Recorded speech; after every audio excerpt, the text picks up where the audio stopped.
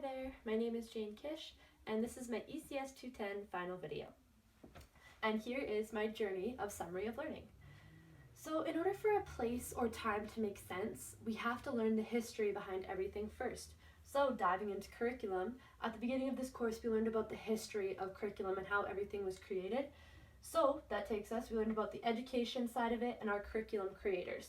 So that includes Franklin Bobbitt, who is known as the father of curriculum, as well as Tyler's Rationale, who is a behavior psychologist and added lots into curriculum and made it an organized and effective system. That also took us into, he defined good students and good teachers as well, and what they should look like in the classroom. And it's a very structured point of view. As well, Tyler emphasized that curriculum is neutral, but even though throughout this course, we learn that it is not.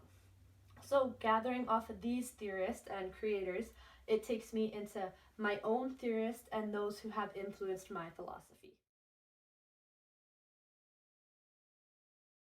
So getting into my theorists and philosophy, the ones who influence me are Don Hellison, first off, because I want to build strong relationships with my students and help them learn personal and social responsibility. So he has a great textbook on that I really fed off and developed my philosophy around. As well, I am an inclusive ed minor, and therefore I want to build an environment that incorporates lots of universal design and allows all students to participate in my classroom or the gym where I want to incorporate and embrace holistic learnings into my classroom or learning environment, because I believe as students grow, holistic or entire well-being is essential for personal growth and for positive mind and body well-being. Now, with all my theorist and philosophy influences, it affects how I approach curriculum.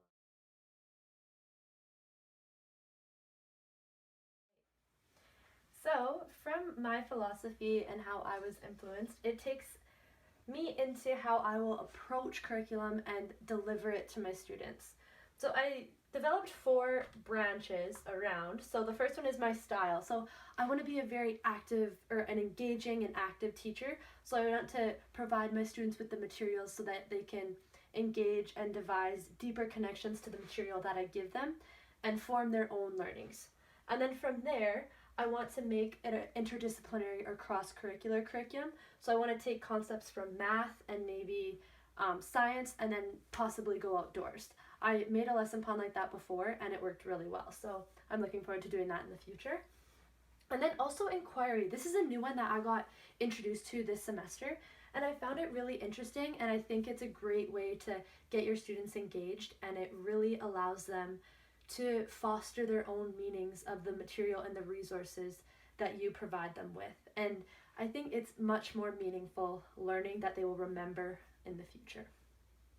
And then lastly, that takes us into treaty education. And the word Pakwatiskimik, I don't know if I'm saying that right, but that one really struck a chord with me because it allowed me to understand how crucial it is for us to connect with the land and not just appreciate it, but understand that together we are one. And that concept of intergenerational teachings is so important, and storytelling. I also never realized the importance of how sharing an experience with someone can allow them to gain a greater understanding of not only that story, but that person too. It makes it much more meaningful. And then from there, so as my approach into curriculum, I dove into deeper understandings of myself and what challenges I will face going into the classroom, or that I actually did face when teaching my inquiry in my seminar.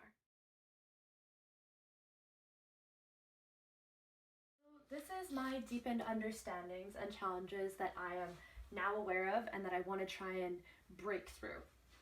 So when I deliver lessons, do I portray biases against things? Because I know that within the curriculum we have biases, and it's that white kind of bias, and that we don't want to talk about things or topics that make us uncomfortable, like the aspect of colonization and residential schools and all of those things. So it really makes me deconstruct my ideas and think about how maybe I could potentially stop my colonial views. And then from there, it gets me to think about my perspectives of myself. How am I engaging to only the students that I feel more comfortable with? Like, do I look towards females or Will I be more comfortable with discussing with males or giving information to males? What is the school system that I will be getting into? I will have to consider these things. What is their policy? Is it a policy that I will agree with? I'm not sure. I'll have to see. And then also challenging the ideals of the provincial school system, but also the national ones, because this Truth and Reconciliation program that I learned about just a couple years ago, it needs to continually be built into the system, and I think that's very important that we get into that. As well, I talked about outcome ideals, so why isn't that treaty education portion in more of our subjects? And it can be incorporated into a lot of things, so why isn't it? Why is it not? We need to figure those out, and as future educators, we need to learn and develop ways that we can do this for our students.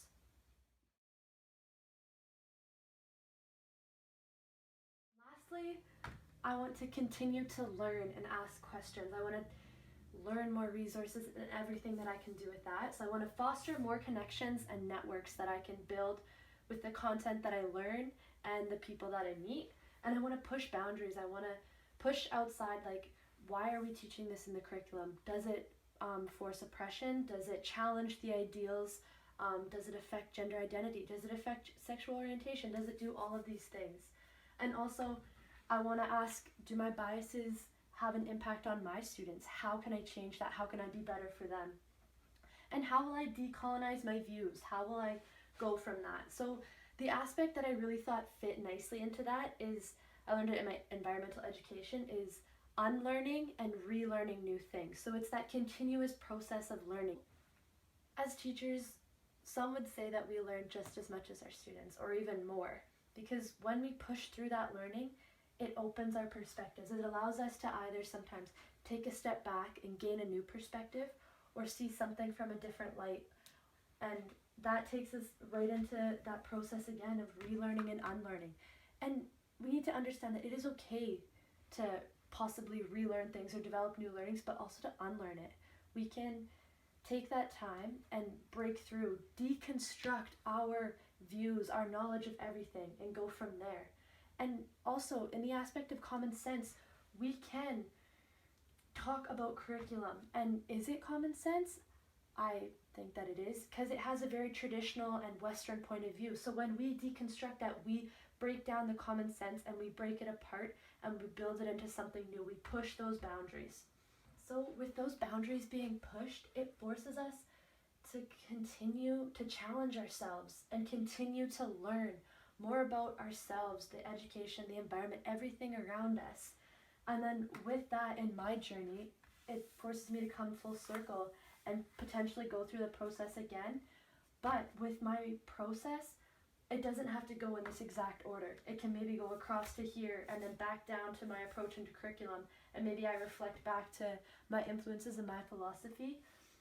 And I think we need to get away from that worldview at times of how things have to be structured as so, because yes, learning is a process, but it doesn't matter how your process is. It's as long as you get to where you want to be and then continue to move past that and grow as an individual and build, just basically build through. And then as my journey comes, I think of, where is my end place? Where will my place be? And I think that's a big part of it. We have to develop a place for ourselves, not only to be content with where we are, but also form connections with other places, with other people, with different aspects like that. So this is my starting journey, and thank you for listening.